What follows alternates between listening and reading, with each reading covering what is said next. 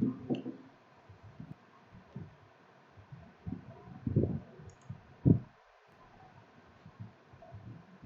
थोड़ा recording start कर देता हूँ मैं, ताकि अगर बाद में देखेंगे तो पता चलेगा। हाँ, तो देखो अभी ये जैसे मैनुअल है, ये मैं आपके ग्रुप में डाल दूंगा, ये पूरी सॉफ्ट कॉपी है मैनुअल की। अगर इसका आप प्रिंट निकालते जाओगे सभी 4 मैनुअल के, तो आपको कम से कम 3-4 हजार रुपये खर्चा आएगा। तो मैं फिर से रिपीट कर रहा हूँ, कोई भी लोग प्रिंट आउट नहीं निकालेंगे, ठीक है? Okay sir. हाँ, तो ओके सर। हाँ, उतना प्रिंट आउट नहीं निकालेंगे। सिर्फ अपने को काम क्या है, देखो स्क्रीन दिख रही है सभी को? हाँ सर, हाँ क्लियर है सर। हाँ, ओके। तो देखो प्रिंट निकालोगे ना, बहुत ज्यादा खर्चा होगा, पहले ही हमारा नेट में बहुत सारे पैसे जा रहे हैं, तो कोई भी खर्चा नहीं करेगा, ठीक है? मैं किसी को कंपल्सन नहीं करूंगा कि मुझे प्रिंट ही चाहिए करके। अपने को स्टूडेंट के ऊपर कोई भी बर्डन डालना नहीं है। जितना आपका इजी तरीके से काम हो जाए, वही हमारा फर्स्ट मोटो है। स्टूडेंट को कोई भी तकलीफ नहीं होनी चाहिए, ज्यादा खर्चा भी नहीं होना चाहिए। इसलिए हम क्या करेंगे, ठीक है, ये रहता है सर्टिफिकेट, ठीक है, ये सर्टिफिकेट रहता है, ये आपको सबमिशन के टाइम सबमिट करना पड़ता है मैनुअल के साथ। तो आप क्या करोगे, इसका एक प्रिंट निकालोगे सर्टिफिकेट का, ठीक है? सर दिख नहीं रहा। दिख नहीं रहा है सर? दिख रहा सर, दिख रहा है सर। हाँ, तो ये जो सर आवाज ही नहीं दिख रहा। स्क्रीन नहीं दिख रहा है, अरे मेरे इस पे क्लिक करो, आइकॉन पे, ये ना मयूर तामुली SSPC, इस पे क्लिक करो तभी दिखेगा। ये इधर क्लिक करो। करके रखूंगा उसमें। हाँ वही, हाँ पिन नहीं किया। हाँ, तो ठीक है। तो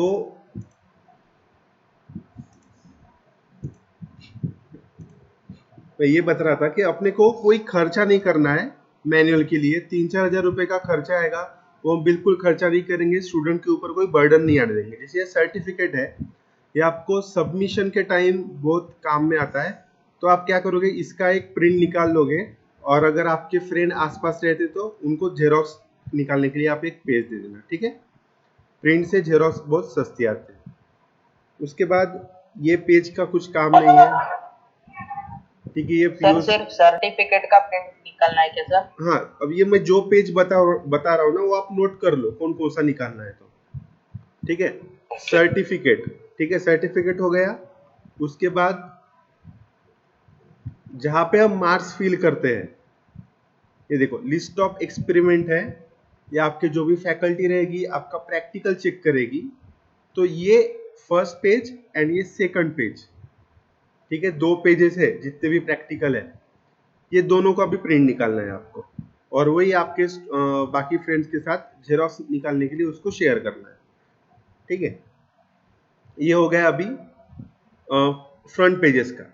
अभी जब मैं प्रैक्टिकल करूंगा, तो आपके पास ये पूरी मैनुअल की सॉफ्ट कॉपी रहेगी।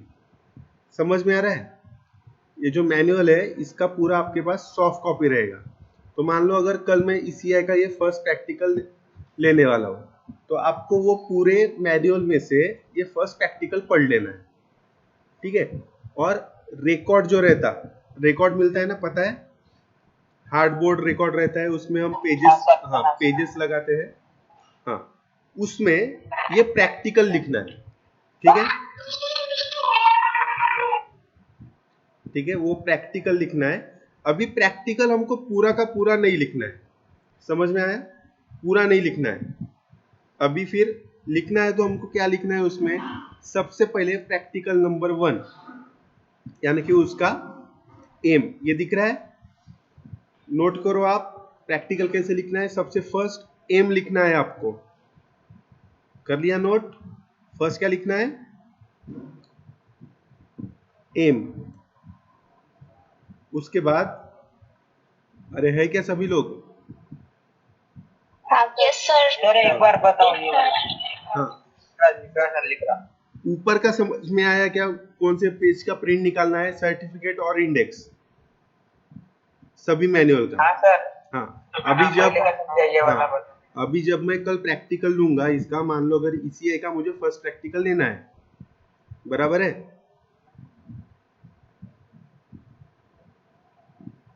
तो मुझे पहले दिन क्या करना पड़ेगा, ये हम आपको पूरा सॉफ्ट कॉपी भेजेंगे, आपके मोबाइल में ये पूरी सॉफ्ट कॉपी रहेगी, उसमें से देख के आपको रिकॉर्ड में लिखना है प्रैक्टिकल नंबर 1, जो कि आपके प्रैक्टिकल का एम है।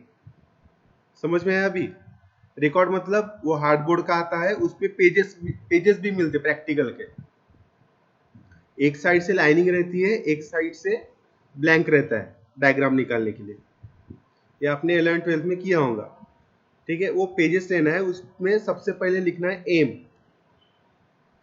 उसके बाद बाकी का जो मटेरियल है यहाँ पे वो आपको कुछ लिखने की जरूरत नहीं है, ठीक है। तो एम के बाद आपको डायरेक्ट देखना है कोई सर्किट डायग्राम है क्या, कोई सर्किट डायग्राम है क्या। जैसे यहाँ पे ये है, देखो ये सर्किट डायग्राम दिख रही है, एल और C instead of are different purpose. ये सर्किट डायग्राम आपको लिखनी है, तो आपको नोट क्या करना होगा, सबसे पहले एम लिखना है, उसके बाद सर्किट डायग्राम, ठीक है। Now next is resources required, resources required मतलब हमको प्रैक्टिकल करते समय क्या क्या चीजें लगेंगी। जैसे ये फर्स्ट प्रैक्टिकल है, ईसीआई का resistor, inductor, capacitor, voltmeter, ammeter, CRO, ये अपने को चीजें वहां पे लिखनी है। थर्ड क्या आएगा, रिसोर्सेस रिक्वायर्ड, उसके बाद प्रिकॉशन, प्रोसीजर, और ये वाला ब्लैंक वाला टेबल, ये कुछ भी लिखना नहीं है, ठीक है, कुछ भी लिखना नहीं है आपको, ठीक है। एंड उसके बाद ये एक्चुअल प्रोसीजर फॉलोड हुआ है वो भी नहीं लिखना है, सीधा सीधा डायरेक्ट आना है ऑब्जर्वेशन एंड कैलकुलेशन में। कहाँ पे आना है, ऑब्जर्वेशन एंड कैलकुलेशन में, और उसका जो टेबल रहता है वो आपको आपके रिकॉर्ड में ड्रॉ करना है। लेकिन जो रीडिंग्स रहेंगे वो आप कब लिखेंगे, जब आपका एक्चुअल प्रैक्टिकल होगा तब, ठीक है। जैसे मैंने कल बोल के रखा है, कल मैं फर्स्ट प्रैक्टिकल लूंगा ईसीआई का, तो आपको ये ऑब्जर्वेशन टेबल वगैरह निकाल के रखना है, सिर्फ जैसे V की वैल्यू है वो नहीं लिखना है, V1 V2 ये सभी आपको ब्लैंक रखना है। जब हम प्रैक्टिकल करेंगे तब ये हम वहां पे रीडिंग्स पुट करेंगे, ठीक है। उसके बाद डायरेक्ट आना है रिजल्ट एंड विनय दुर्योधन, खूप लेट येता रे तुम्ही।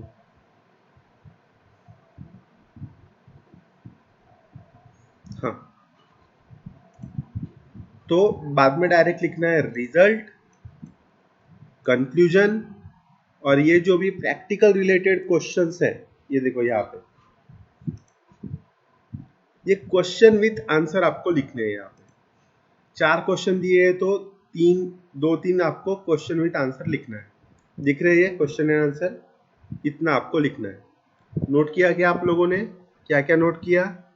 सबसे पहले आपको लिखना है रिकॉर्ड में एम, उसके बाद सर्किट डायग्राम, उसके बाद रिसोर्सेस रिक्वायर्ड, उसके बाद ऑब्जर्वेशन टेबल, उसके बाद अगर कोई कैलकुलेशन है, अगर कोई फॉर्मूला हमको कैलकुलेट करके कुछ वैल्यू निकालनी है तो कैलकुलेशन लिखेंगे, उसके बाद रिजल्ट, कंक्लूजन, और बाद में जो भी प्रैक्टिकल्स के क्वेश्चन आंसर है वो, एंड अगर कुछ ग्राफ रहा तो वो ड्रॉ करना है। समझ में आया क्या?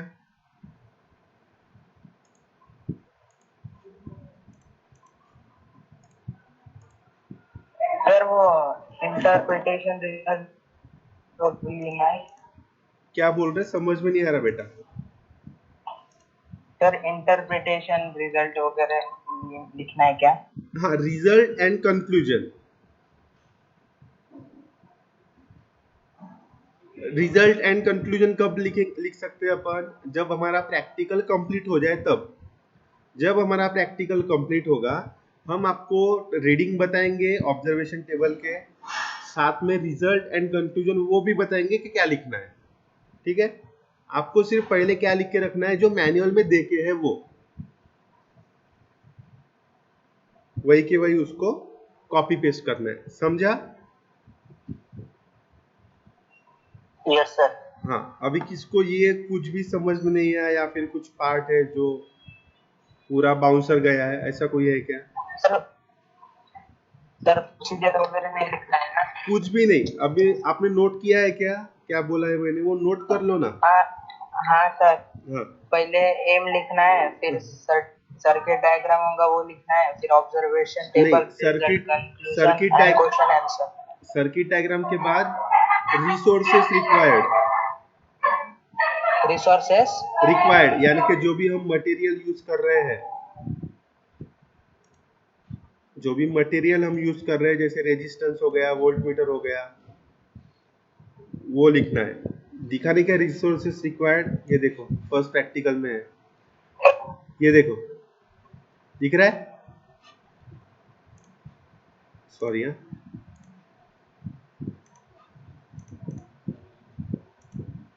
हाँ दिख रहा है, ये देखो resources required, resistor, inductor, capacitor, voltmeter, ammeter, CRO.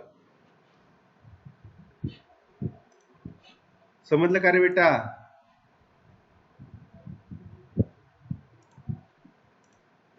गेले पुन्हा, झोपले का, बोर झालं? समझलं?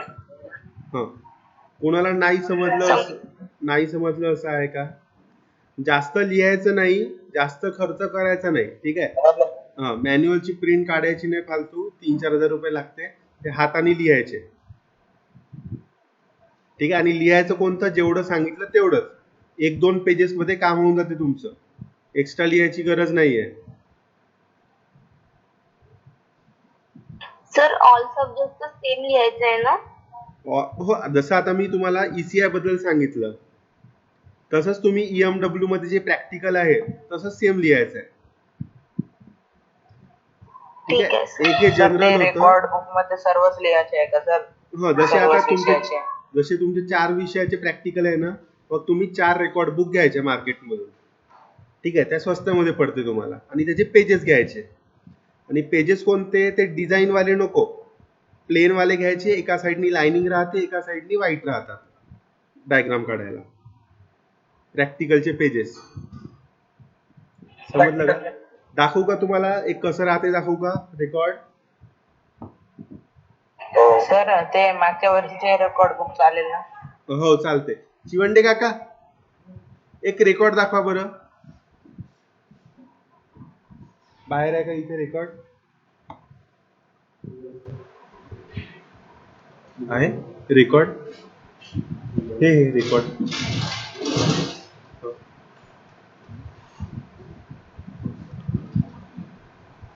किती एक चालते, का पडलं? हाँ भेटलं, राहू दे. देखो ये अपने कॉलेज का रिकॉर्ड है, दिख रहा है क्या सभी को? Direct second year. हाँ, तो ये अपने कॉलेज का तो बाहर नहीं मिलेगा, तो सादा वाला मिलता है, प्लेन वाला, तो ये आप बाहर से खरीद सकते हैं. और इसके अंदर देखो पेजेस ऐसे रहते हैं. हाँ वो तो हाँ, ये वाले पेजेस रहते, देखो ऐसे एक साइड में लाइनिंग रहती है और एक साइड में ऐसे व्हाइट पेजेस रहते हैं. इसको प्रैक्टिकल के पेजेस बोलते हैं. तो आपको ये खरीदना है मार्केट से. समझ में आया? हाँ सर. ओके, ठीक है. तो अभी ये एंड करते हैं हम, और हमारा ईपीजी का जो थोड़ा वाह, करण गेडाम खूप लवकर आला रे. कुठे होता करण गेडाम? अरे खूप लवकर आला.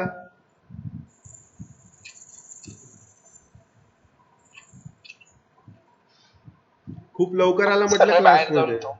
हा,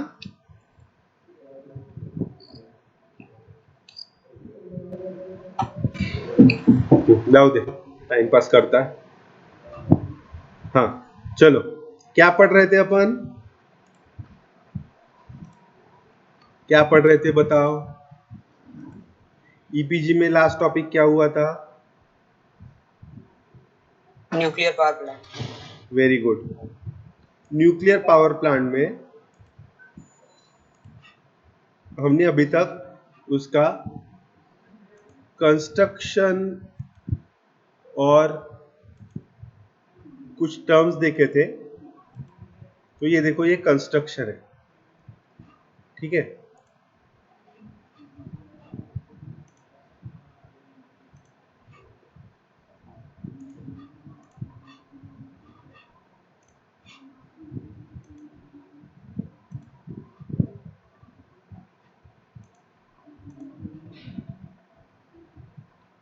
हाँ, तो कौन बताएगा इसका कंस्ट्रक्शन? बताओ, रिवीजन लेते 5 मिनट में। कौन बताएगा? जो भी मुझे कंस्ट्रक्शन बताएगा उसको पहले असाइनमेंट में आउट ऑफ। सर हाँ, सर पहले नहीं क्या नाव सांग वाटर, नाव सांग बेटा। सर भरत सोचते पहले वाटर कंडेंसर में जाएगा, हाँ फिर कंडेंसर से हीट एक्सचेंजर में जाएगा, बराबर है। फिर न्यूक्लियर रिएक्टर में नहीं क्या, हाँ फिर वो नहीं क्या पानी न्यूक्लियर रिएक्टर में भी भेजा जाएगा पंप से। हाँ, पानी नहीं जाता बेटा, पानी नहीं जाता।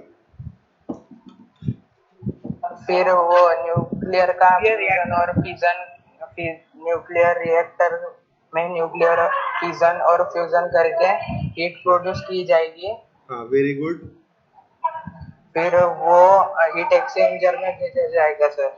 Very good.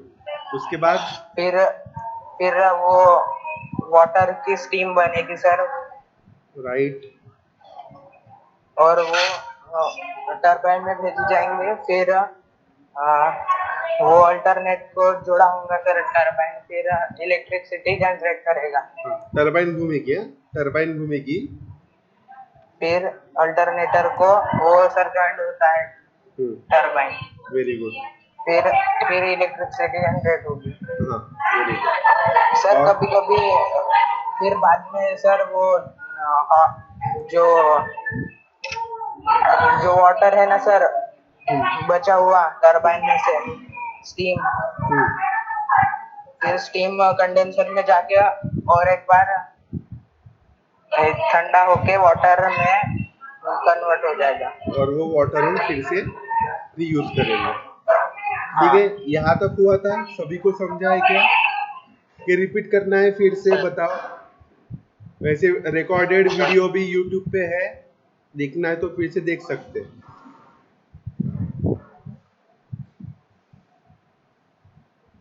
हाँ, कुछ बोल रहे थे?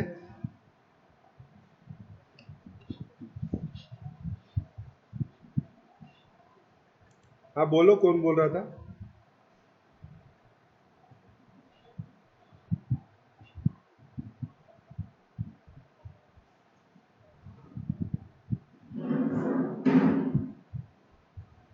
नैतिक? हाँ, हे सांग काय आहे? हीट एक्सचेंजर काय आहे सांग? हीट एक्सचेंजर मध्ये वॉटर आणि स्टीम प्रोड्यूस होते. अच्छा, ती वॉटरला हीट कुठून मिळते? न्यूक्लियर रिएक्टर मध्ये फिजन आणि फ्यूजन. हाँ, वहां पे क्या होता है? न्यूक्लियर फिजन, जो एक चेन रिएक्शन है। फ्यूएल कोणता यूज केला आहे आपण इथे? Nuclear fuel. नाव काय आहे न्यूक्लियर फ्यूएलचं? कोणता यूज केला इथे? नाव सांगितलं होतं बघा मग, युरेनियम 235, यूरेनियम 235. ठीक है, हाँ। तो यहाँ तक हुआ था। तो अभी हमारा नेक्स्ट पार्ट है, ये सभी सबको समझ में आया है?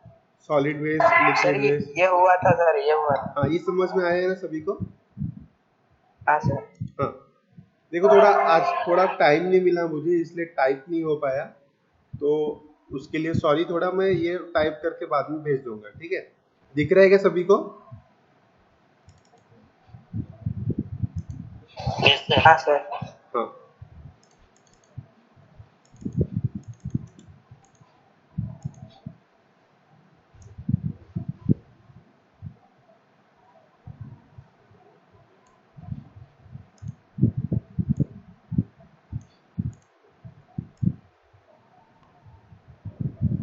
हाँ, देखो अभी एडवांटेजेस क्या है किसके? न्यूक्लियर पावर प्लांट के, ठीक है?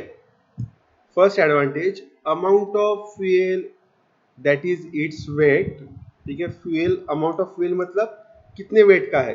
एग्जांपल 1 kg यूरेनियम, 1 kg कोल, 1 kg कुछ भी वुड वगैरह, तो ये हमेशा फ्यूल को वेट, उसका वेट मेजर करते हैं, is very small and hence fuel transportation is not a problem.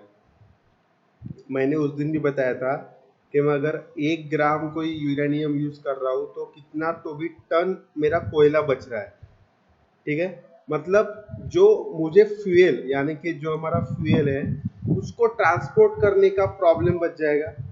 अगर हजारों टन हमको कोयला लेके जाना है तो कोई रेलवे लगेगी, ट्रक्स लगेंगे, तो उसका ट्रांसपोर्टेशन कॉस्ट कितना ज़्यादा होगा।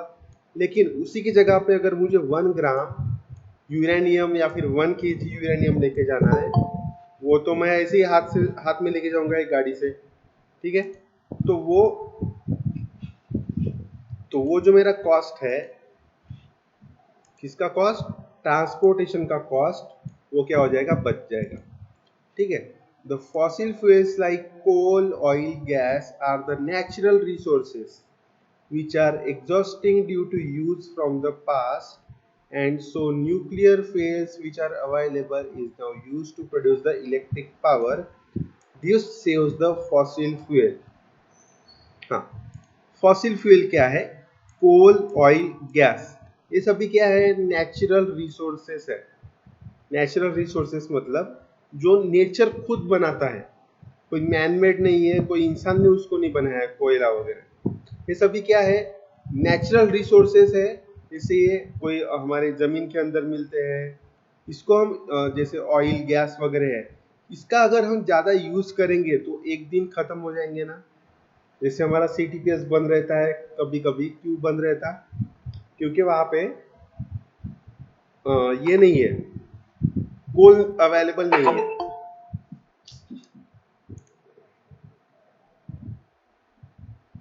कोल अवेलेबल नहीं है वहाँ पे, तो एक दिन अगर हम ज़्यादा यूज़ करेंगे तो कोल, ऑयल, गैस से ख़त्म हो जाएंगे। तब हमको क्या यूज़ करना है? Nuclear fuels which are available is now used for the to produce the electric power. ये सभी जो नेचुरल रिसोर्सेस है उनको बचाएगा। उसके बाद thermal power plant needs small area as compared with other thermal, diesel, gas, hydropower plant. 2000 megawatt capacity nuclear plant need only 80 acres and land in comparison with 250 acres needed for coal fire thermal power plant of same capacity. देखो इसका मतलब क्या है? जब हम कभी nuclear power plant लगा रहे हैं कहीं पे, तो अपने को 2000 मेगावाट बनाने के लिए सिर्फ 80 एकड़ जमीन की जरूरत है।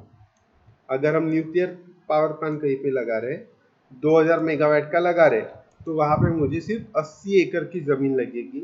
अगर वही मुझे थर्मल पावर प्लांट लगाना है तो मुझे लगेगा 250 एकड़, मतलब 3 गुना ज्यादा।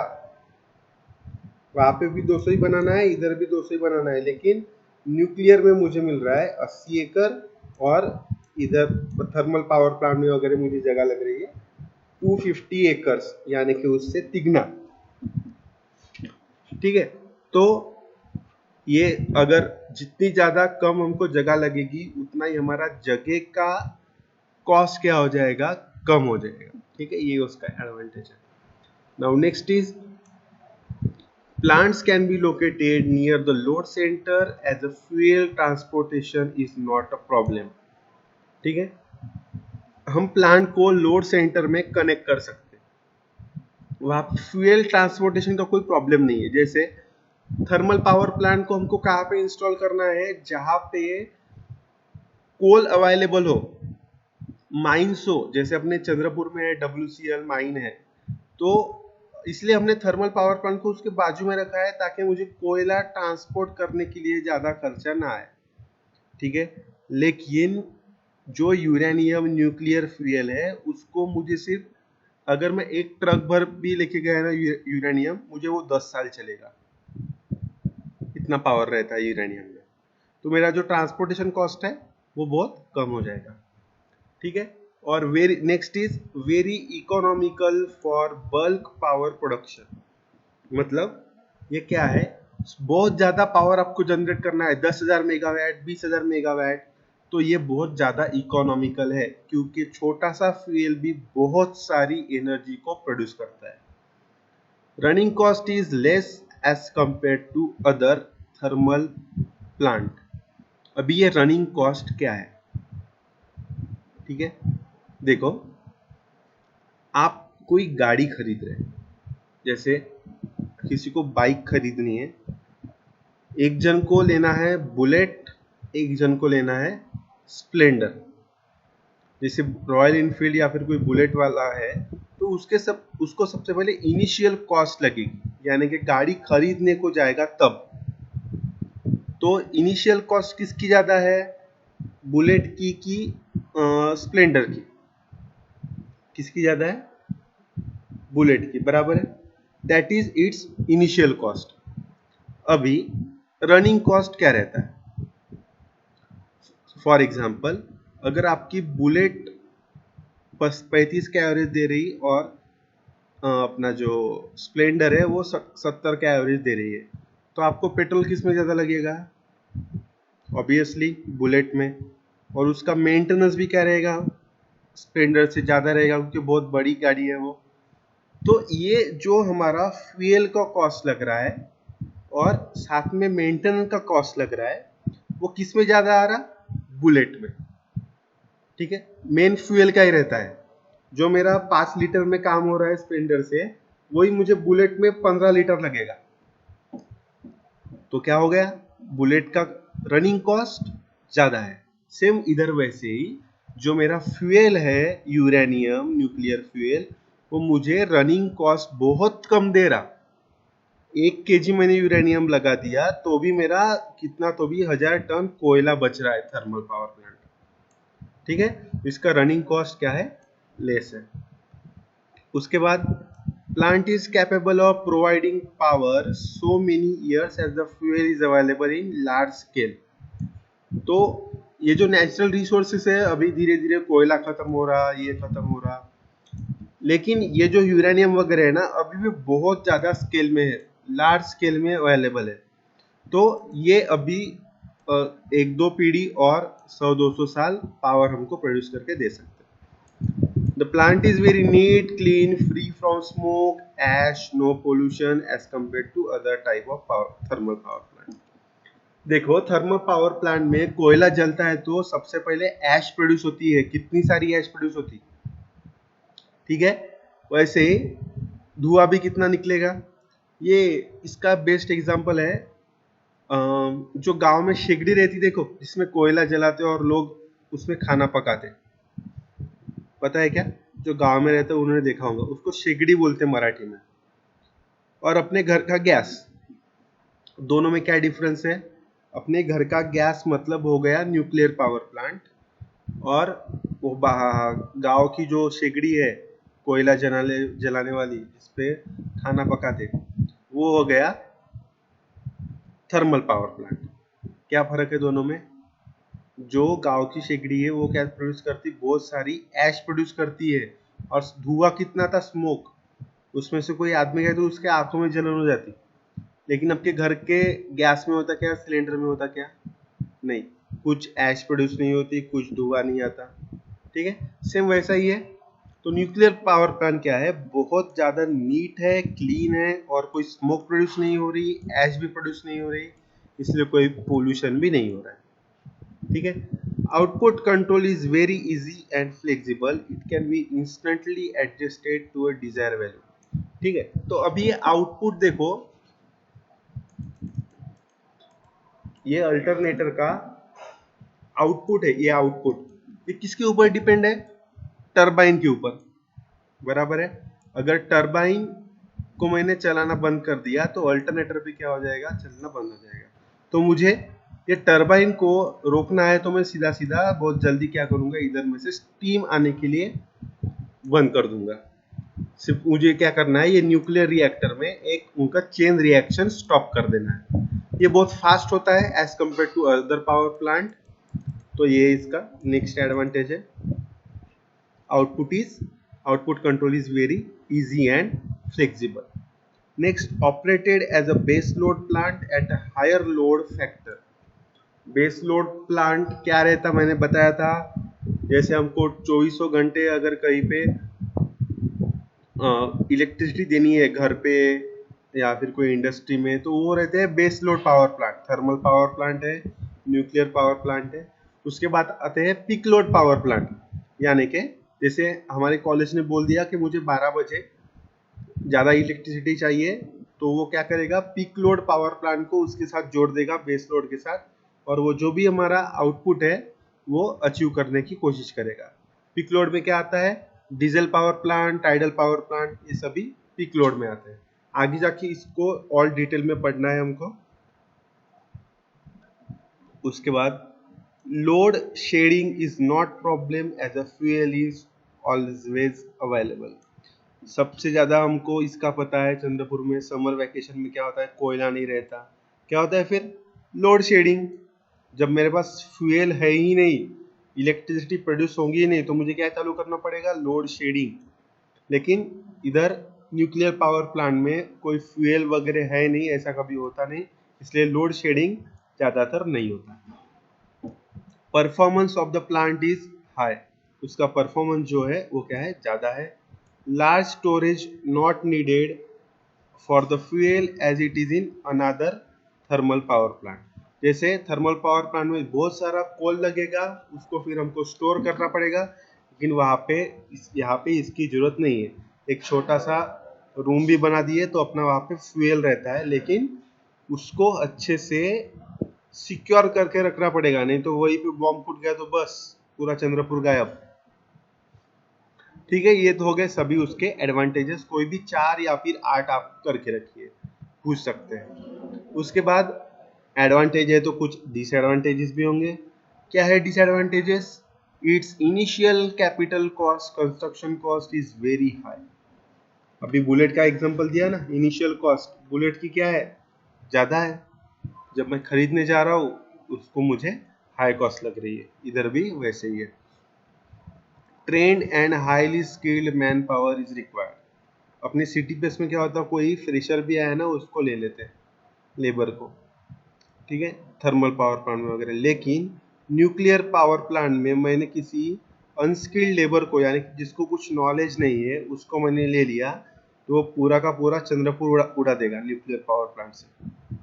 इसलिए मुझे क्या चाहिए, वहाँ पे एक trend and highly skilled man power चाहिए।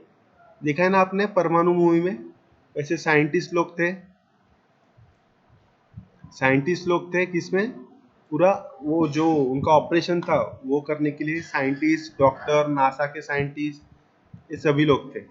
नासा के नहीं थे, सॉरी, इसरो के थे, इसरो के। हाँ, next is there is a problem of radioactive waste disposal. सबसे ज्यादा यही है कि जो उसका रेडियो एक्टिव वेस्ट जो निकलता है उसको डिस्पोज कहाँ पे करेंगे, कहाँ पे फेंकेंगे। अभी जैसे प्रॉब्लम चालू है, देखो कोरोना के जो पेशेंट रहते हैं, जो पीपी किट, हैंड ग्लोव्स है, उनका जो यूज करके हमको फेंकने के लिए कैसे प्रॉब्लम जा रहा, क्योंकि अगर वो किसी ह्यूमन के कांटेक्ट में आ गया तो उसको भी इन्फेक्ट होने के चांसेस ज़्यादा है। ये भी वैसे ही है, ये एक रेडियो एक्टिव वेस्ट है। Cooling water requirement is much more, twice the requirement of coal power plant या फिर स्टीम पावर प्लांट। यहाँ पे कूलिंग सबसे ज्यादा इंपॉर्टेंट है, क्योंकि जो हीट प्रोड्यूस होती है ना वो इतनी ज्यादा रहती है कि उसको ठंडा करने के लिए उसके अगर कुछ सॉरी जो भी उसके पार्ट्स अगर गर्म हो गए हीट एक्सचेंजर के, तो उसको ठंडा करने के लिए बहुत सारा पानी लगता है, ठीक है, कूलिंग वाटर लगता है। High degree of safety is needed against nuclear radiation. ऐसा नहीं कि यूरेनियम को एक बाहर के बक्से में रख दिया मेरा काम हो गया, नहीं, बंकर बनाना पड़ेगा, उसका रेडिएशन बाहर नहीं निकल पाए, इसके लिए पूरा मुझे सेफ्टी लेना पड़ेगा। Enrichment technology is essential for fuel processing and fabrication, यानी कि कुछ टेक्नोलॉजी करनी पड़ेगी मुझे, किसके लिए, फ्यूल प्रोसेस करने के लिए और उसका फैब्रिकेशन करने के लिए। Erection and commissioning work is complicated and need expert for this work, यानी कि हम जब पावर प्लांट बांध रहे हैं तो उसको वहां पे इरेक्ट करने के लिए, यानी कि बांधने के लिए हमको बहुत ज्यादा एक्सपर्ट इंजीनियर चाहिए और वर्कर भी चाहिए। अगर वहां पे बांधते समय थोड़ी भी चीज हो गई, जैसे हमारा स्लैब रहता है ना, घर का स्लैब, अगर कंस्ट्रक्शन ठीक नहीं है तो ऊपर से बारिश में टपकता है पानी, लीकेज होता है। अगर ऐसा लीकेज यूरेनियम का हो गया तो चलो आपका न्यूक्लियर पावर प्लांट के साथ पूरा सिटी भी उड़ जाएगा। तो इसलिए वहां पे एक्सपर्ट की बहुत ज्यादा जरूरत है। Next is maintenance charges are somewhat more, इसका थोड़ा मेंटेनेंस चार्ज है, क्योंकि वो बार बार अगर चेक करना पड़ता है ताकि कोई भी फ्यूल, रेडियो एक्टिव फ्यूल वो बाहर ना निकले। Possibility of accidents in transporting the nuclear fuel और न्यूक्लियर वेस्ट, बहुत बार मूवी में देखा होगा कोई यूरेनियम या फिर न्यूक्लियर फ्यूल लेके जा रहता है, वहीं पे उन पे अटैक होता। तो आपने देखा होगा जो कोई भी न्यूक्लियर फ्यूल कैसे लेके जाते, पूरा टाइट सिक्योरिटी के साथ, बहुत वो ज्यादा अंदर पैक रहता है, जैसे खुले में थैले में लेके जाते क्या, जैसे कोयला लेके जाते बोरी में, वैसे न्यूक्लियर फ्यूल डाल के बोरी में लेके जाते क्या, नहीं, इसको बहुत ज़्यादा पैक करके वुडन बॉक्स में वगैरह पूरा पैक करके इसको लेके जाते हैं ताकि कोई भी उसका रेडिएशन ना फैले। समझ में आएगा, ये सभी थे उसके एडवांटेजेस एंड डिसएडवांटेजेस। किसी को कुछ doubt? No sir. Okay, thank you so much. आज के लिए इतना ही देखते हैं, और